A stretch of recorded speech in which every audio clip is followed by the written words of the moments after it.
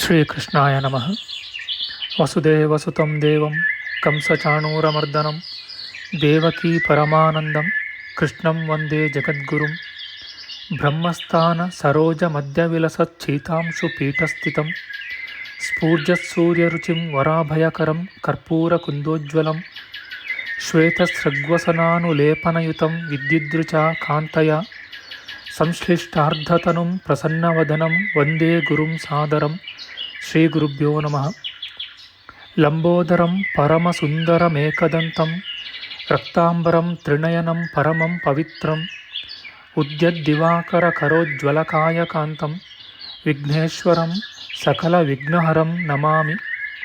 ತ್ವಾಂ ದೇವ ವಿಘ್ನದಲನೇತಿ ಚ ಸುಂದರೇತಿ ಭಕ್ತಿಪ್ರಿಯೇತಿ ಸುಖದೇತಿ ಫಲಪ್ರದೇತಿ ವಿದ್ಯಾಪ್ರದೇತ್ಯಗಹರೇತಿ ಚ ಯೇ ಸ್ತುವಂತಿ ತೇಭ್ಯೋ ಗಣೇಶವರದೋ ಭವ ನಿತ್ಯಮೇವ.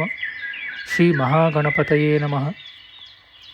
ಯಾ ಕುಂದೇಂದು ತುಷಾರಹಾರಧವಳ ಯಾ ಶುಭ್ರವಸ್ತ್ರಾವೃತ ಯಾ ವೀಣಾ ವರದಂಡಮಂಡಿತಕರ ಯಾ ಶ್ವೇತಪದ್ಮಾಸನ ಯಾ ಬ್ರಹ್ಮಾಚ್ಯುತ ಶಂಕರ ಪ್ರಭೃತಿಭಿಃ ದೇವೈಃ ಸದಾ ವಂದಿತಾ ಸಾ ಮಾಂ ಪಾತು ಸರಸ್ವತೀ ಭಗವತಿ ನಿಶ್ಶೇಷಜಾಡ್ಯಾಪಃ.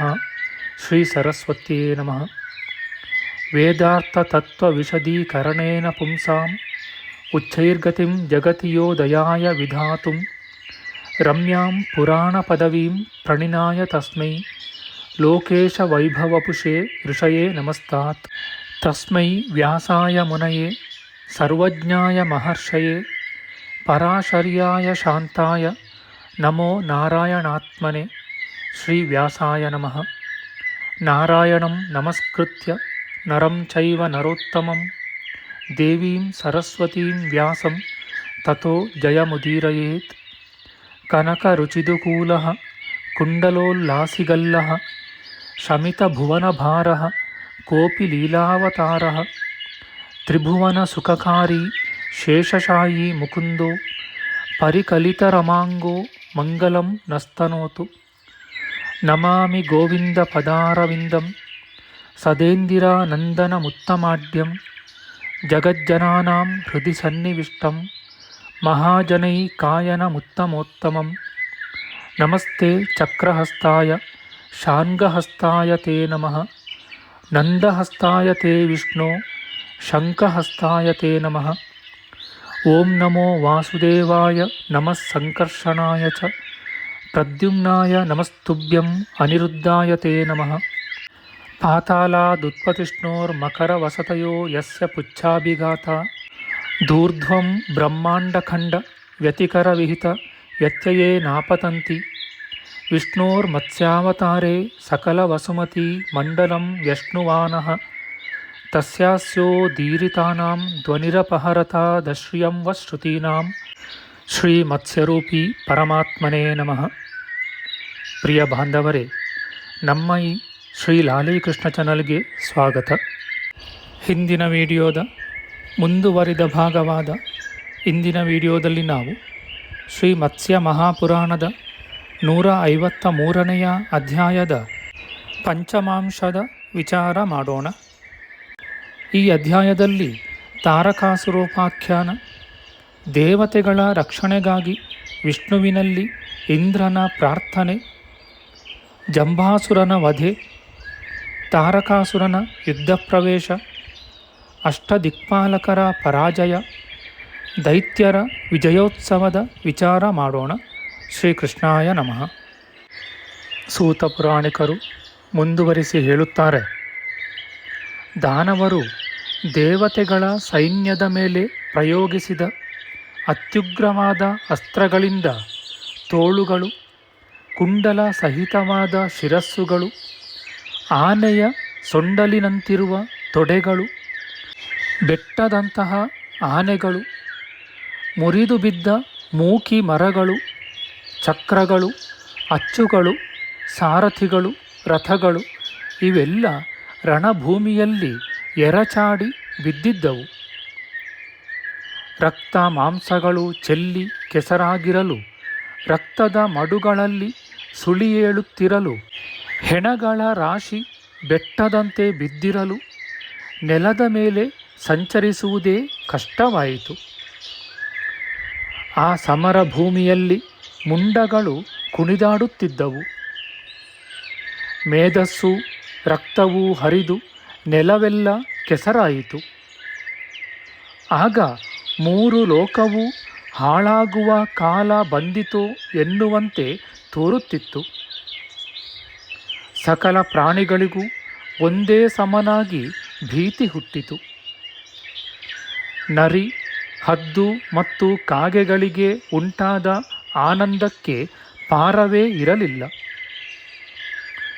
ಒಂದು ಕಾಗೆಯು ಹೆಣದ ಕಣ್ಣುಗಳನ್ನು ಕುಕ್ಕಿ ಎಳೆದು ತನ್ನ ಒಡನಾಡಿಗಳನ್ನು ಕೂಗಿ ಕರೆಯುತ್ತಿತ್ತು. ಒಂದು ಕಡೆ ನರಿಗಳು ಕರುಳುಗಳನ್ನೆಳೆದುಕೊಂಡು ಹೋಗುತ್ತಿದ್ದವು. ಇನ್ನೊಂದು ಕಡೆ ಬಕಪಕ್ಷಿಯು ನೋಡಿದವರಿಗೆ ಭೀತಿಯನ್ನು ಹುಟ್ಟಿಸುತ್ತಾ ಕುಳಿತಿದ್ದಿತು. ಅದರ ಕೊಕ್ಕನ್ನು ನಾಯಿ ನೆಕ್ಕುತ್ತಿತ್ತು.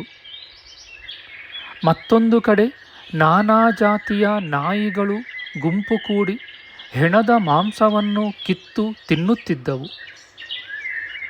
ಬೇರೊಂದು ಕಡೆಯಲ್ಲಿ ತೋಳವು ಆನೆಯ ರಕ್ತವನ್ನು ಕುಡಿದು ಅದರ ಕರುಳುಗಳೊಳಗೆ ಅಡಗಿಕೊಂಡಿತು. ಒಂದೆಡೆಯಲ್ಲಿ ನಾಯಿಗಳು ಕುದುರೆಗಳ ಗುಂಪನ್ನು ಎಳೆಯುತ್ತಿದ್ದವು.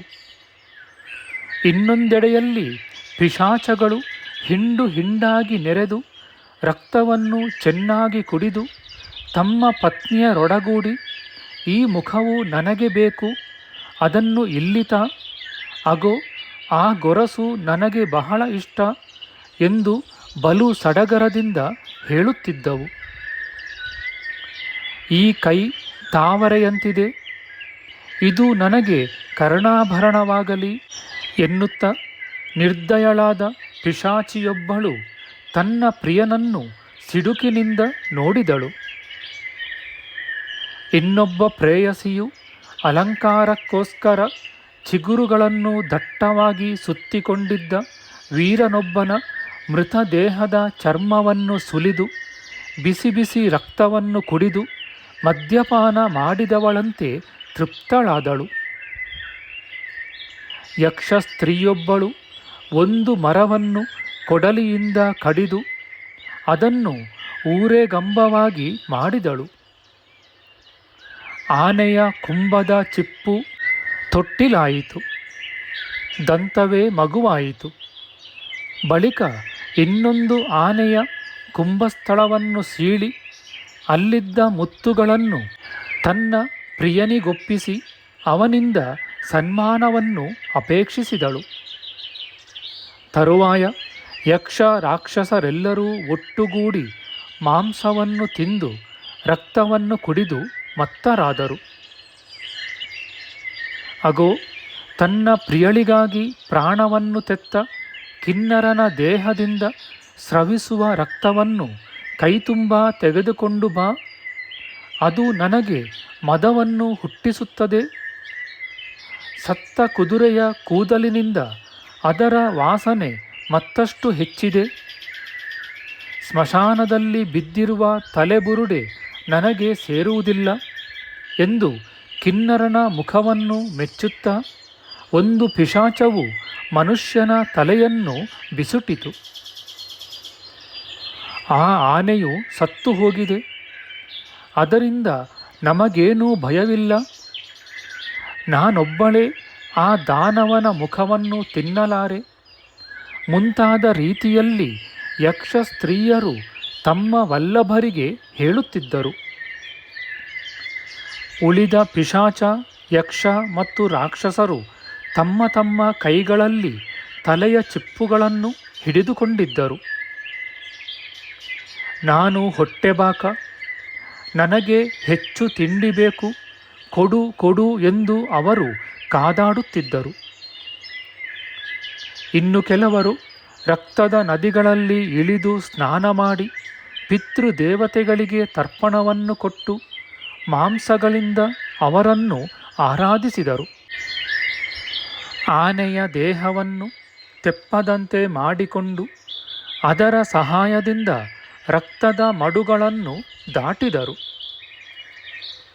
ಹೀಗೆ ಅತಿ ವಿಷಮವಾದ ಆ ದೇವಾಸುರ ಯುದ್ಧದಲ್ಲಿ ದುರ್ಜಯರು, ಅಭಿಮಾನಿಶಾಲಿಗಳೂ ಆದ ಭಟರು ನಿರ್ಭೀತರಾಗಿ ಉತ್ಸಾಹದಿಂದ ಮೆರೆಯುತ್ತಿದ್ದರು. ಬಳಿಕ ಇಂದ್ರ, ಕುಬೇರ, ವರುಣ, ವಾಯು, ಯಮ, ನಿರುತಿ ಮುಂತಾದ ಮಹಾಬಲಿಷ್ಠರಾದ ದೇವತೆಗಳೆಲ್ಲ ಆಕಾಶದಲ್ಲಿ ನಿಂತು ದಾನವರನ್ನು ವಂಚಿಸಿ ಅವರ ಮೇಲೆ ದಿವ್ಯಾಸ್ತ್ರಗಳನ್ನು ಪ್ರಯೋಗಿಸಿದರು. ಆದರೆ ಅವೆಲ್ಲವೂ ವ್ಯರ್ಥವಾದವು. ದೇವತೆಗಳು ಸಂಭ್ರಮದಿಂದ ಒಟ್ಟುಗೂಡಿ ತುಮಲ ಯುದ್ಧವನ್ನು ಮಾಡಿದರು. ಅವರಿಗೆ ಆಯಾಸವು ಬಹಳವಾಯಿತು. ತಮ್ಮ ಶತ್ರುವಾದ ದೈತ್ಯ ನಾಯಕನು ಎಲ್ಲಿ ಹೋದನೆಂಬುದೂ ಕೂಡ ಅವರಿಗೆ ತಿಳಿಯದೇ ಹೋಯಿತು. ಜಂಭಾಸುರನ ಅಸ್ತ್ರಗಳಿಂದ ಅವರ ಮೈಯೆಲ್ಲ ಗಾಯವಾಯಿತು. ಅವರಿಗೆ ಏನು ಮಾಡುವುದಕ್ಕೂ ಆಗಲಿಲ್ಲ. ಚಳಿಯ ಕೋಟಲೆಗೆ ತುತ್ತಾದ ಹಸುಗಳಂತೆ ಅವರು ಒಬ್ಬರಲ್ಲೊಬ್ಬರು ಅಡಗಿಕೊಂಡರು. ದೇವತೆಗಳ ಆ ಅವಸ್ಥೆಯನ್ನು ನೋಡಿ ಇಂದ್ರನಿಗೆ ವಿಷ್ಣು ಹೀಗೆಂದನು: ಓ ದೇವೇಂದ್ರ, ಬ್ರಹ್ಮಾಸ್ತ್ರವನ್ನು ಸ್ಮರಿಸಿಕೊ. ಅದರಿಂದ ಹತನಾಗದವನು ಯಾರೂ ಇಲ್ಲ. ವಿಷ್ಣುವಿನ ಈ ಸಲಹೆಯನ್ನು ಕೇಳಿ ಇಂದ್ರನು ಅತಿ ತೇಜಸ್ವಿಯಾದ ಆ ದಿವ್ಯಾಸ್ತ್ರವನ್ನು ಧ್ಯಾನ ಮಾಡಿದನು. ದಿನ ದಿನವೂ ಪೂಜೆಯನ್ನು ಸ್ವೀಕರಿಸಿ ಹಗೆಗಳನ್ನು ನಾಶ ಮಾಡುವ ಸಾಮರ್ಥ್ಯವನ್ನು ಪಡೆದು ಶತ್ರು ಸಂಹಾರ ಕಾರ್ಯದಲ್ಲಿ ನಿರತವಾದ ಆ ಅಸ್ತ್ರವನ್ನು ಧನುರ್ವಿದ್ಯಾ ಪ್ರವೀಣನಾದ ಇಂದ್ರನು ಅಮೋಘವಾದ ತನ್ನ ಬಿಲ್ಲಿನಲ್ಲಿ ಹೂಡಿದನು. ಏಕಾಗ್ರಚಿತ್ತನಾಗಿ ಮಂತ್ರವನ್ನು ಜಪಿಸಿದನು. ಅವನು ಜಿತಮನಸ್ಕನಾಗಿ ಮಂತ್ರವನ್ನು ಉಚ್ಚರಿಸಿ ದೈತ್ಯನ ವಧವನ್ನು ಉದ್ದೇಶಿಸಿ ಮುಖವೆತ್ತಿ ಆಕಾಶ ಮಾರ್ಗವನ್ನು ನೋಡುತ್ತಾ ಕಿವಿಯವರೆಗೆ ಹೆದೆಯನ್ನೆಳೆದು ಜಾಜ್ವಲ್ಯಮಾನವಾದ ಆ ಅಸ್ತ್ರವನ್ನು ಬಿಟ್ಟನು. ಇಂದ್ರನು ಬ್ರಹ್ಮಾಸ್ತ್ರವನ್ನು ಪ್ರಯೋಗಿಸಿದುದನ್ನು ಕಂಡು ಜಂಭಾಸುರನು ಮಾಯೆಯನ್ನು ಬಿಟ್ಟು ನೆಲದ ಮೇಲೆ ಬಂದು ನಿಂತನು. ಅವನ ಮೈ ನಡುಗಿತು, ಬಾಯಿ ಒಣಗಿತು, ಬಲವು ಕುಗ್ಗಿತು, ಗಾಬರಿ ಹೆಚ್ಚಿತು. ಬಿಡುವಿಲ್ಲದೆ ನಡೆದ ಆ ಘೋರ ಯುದ್ಧದಲ್ಲಿ ದೇವೇಂದ್ರನು ಮಹಾಮಂತ್ರವನ್ನು ಅಭಿಮಂತ್ರಿಸಿ ಅರ್ಧಚಂದ್ರಾಕಾರವಾದ ಬಾಣವನ್ನು ಬಿಟ್ಟನಷ್ಟೇ. ಅದರ ಪ್ರಹಾರದಿಂದ ಜಂಭಾಸುರನ ಮೈ ರಕ್ತಮಯವಾಗಿ ಬಾಲ ಸೂರ್ಯನನ್ನು ಹೋಲುತ್ತಿತ್ತು. ಸ್ವಲ್ಪ ಹೊತ್ತಿನಲ್ಲಿಯೇ ಅವನು ದೇವೇಂದ್ರನ ಅರ್ಧಾಸನದ ಪಾಲುಗಾರನಾದನು. ಅಂದರೆ ಮೃತನಾಗಿ ವೀರ ಸ್ವರ್ಗವನ್ನು ಸೇರಿದನೆಂದು ಅಭಿಪ್ರಾಯ. ಕುಂಡಲಗಳಿಂದ ಅಲಂಕೃತವಾದ ಜಂಭಾಸುರನ ಶಿರಸ್ಸು ಕೆಳಗುರುಳಿತು. ಕಿರೀಟಾಗ್ರದ ದಿವ್ಯ ರತ್ನಗಳ ಕಾಂತಿಯಿಂದ ಅದು ಕಂಗೊಳಿಸುತ್ತಿತ್ತು. ಬಗೆ ಬಗೆಯ ಹೂವುಗಳನ್ನು ಮುಡಿದು ದಿವ್ಯ ಪರಿಮಳದಿಂದ ಶೋಭಿಸುತ್ತಿತ್ತು. ಕೆದರಿದ ಕೂದಲಿನಿಂದ ಅದು ಹೊಗೆಯೊಡಗೂಡಿದ ಬೆಂಕಿಯಂತೆ ತೋರುತ್ತಿತ್ತು. ನಮ್ಮ ಮುಂದಿನ ವಿಡಿಯೋದಲ್ಲಿ ನಾವು ಶ್ರೀ ಮತ್ಸ್ಯ ಮಹಾಪುರಾಣದ 153ನೇ ಅಧ್ಯಾಯದ ಷಷ್ಠಾಂಶದ ವಿಚಾರ ಮಾಡೋಣ. ಆಧ್ಯಾತ್ಮಿಕ ಚರ್ಚೆ ಮತ್ತು ವಿಚಾರ ವಿನಿಮಯಕ್ಕಾಗಿ ಶುರು ಮಾಡಿದ ಈ ಚಾನೆಲ್ನಲ್ಲಿ ನಾವು ಅಪ್ಲೋಡ್ ಮಾಡುವ ಎಲ್ಲ ವಿಡಿಯೋಗಳನ್ನು ಸಂಪೂರ್ಣವಾಗಿ ನೋಡಿ ನಿಮ್ಮ ಸಲಹೆಗಳನ್ನು ಕಮೆಂಟ್ ಬಾಕ್ಸ್ನಲ್ಲಿ ಬರೆಯಿರಿ. ದಯವಿಟ್ಟು ಈ ಚಾನೆಲ್ಗೆ ಸಬ್ಸ್ಕ್ರೈಬ್ ಮಾಡಿ ಹಾಗೂ ಬೆಲ್ ಬಟನ್ ಒತ್ತಿ ನಾವು ಹಾಕುವ ಎಲ್ಲ ವಿಡಿಯೋಗಳನ್ನು ನೋಡಿ ಪ್ರೋತ್ಸಾಹಿಸಿ. ಕೃಷ್ಣಂ ನಾರಾಯಣಂ ವಂದೇ ಕೃಷ್ಣಂ ವಂದೇ ವ್ರಜಪ್ರಿಯಂ ಕೃಷ್ಣಂ ದ್ವೈಪಾಯನಂ ವಂದೇ ಕೃಷ್ಣಂ ವಂದೇ ಪೃಥಾಸುತಂ. ಶ್ರೀಕೃಷ್ಣಾಯ ನಮಃ.